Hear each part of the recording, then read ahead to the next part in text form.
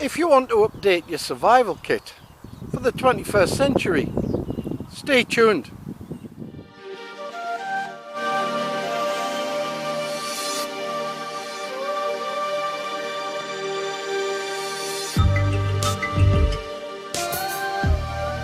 Back in the day, or at least the 20th century, every outdoor person had their survival tin.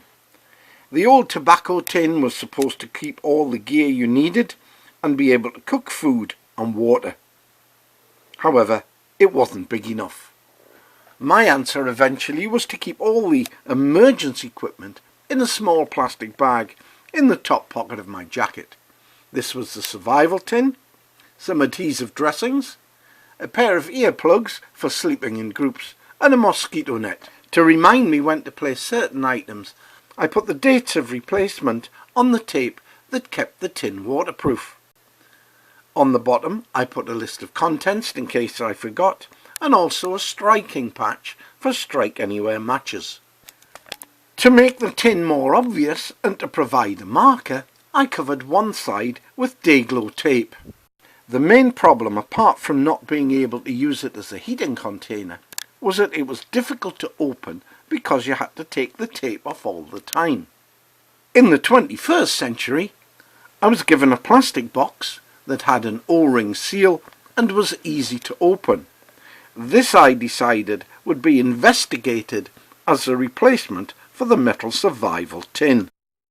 The new survival container had an inbuilt mirror, and although it was covered with a protective film, I decided I would cut some waterproof and ordinary paper to size to have something to write on and also to protect the mirror even further. Stage 2 was to open up the existing survival tin and check the contents for serviceability. Out of date or broken articles would be discarded and, if necessary, replaced. The needles were already charged with thread, so you could use them when your fingers were cold and stiff. They were wrapped in paper that had plastic on one side and then sealed down and marked with electrician's tape in order to keep them totally dry and not rust during storage. The water purifying tablets were years out of date, so new ones with the longest shelf life were found and put to one side ready for the kit. The old pair of tea bags were replaced by two that were kept in plastic containers. The old lighter was dry, it wouldn't work, so it was replaced with one that had the plunger kept down so it couldn't be depressed and wouldn't dry out during storage. The condom was taken out, and although it was flexible, it wouldn't expand when it was filled with water, so it was no good as a water carriage container. It was replaced. The fishing line was tested for strength. It was okay. The fishing line had been wound round a biro case. I'd taken an old biro tube, sawn it to length avoiding the hole, and then plugged it with the plastic cap. I filled it and then used another plug to seal it. Using a piece of address label, I marked the end of the fishing line before putting it away.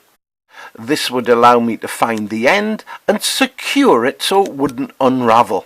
These other items were checked, and they seemed to be in good order.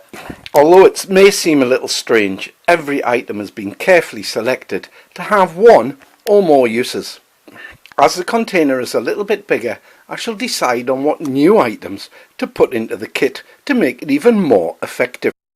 To complete the changeover to the new box, I added a list of contents and sealed it down with sticky back plastic and stuck on some stair grip to act as a striker for strike anywhere matches.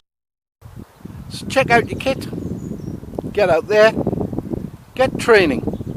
You know it makes sense, it'll serve you well.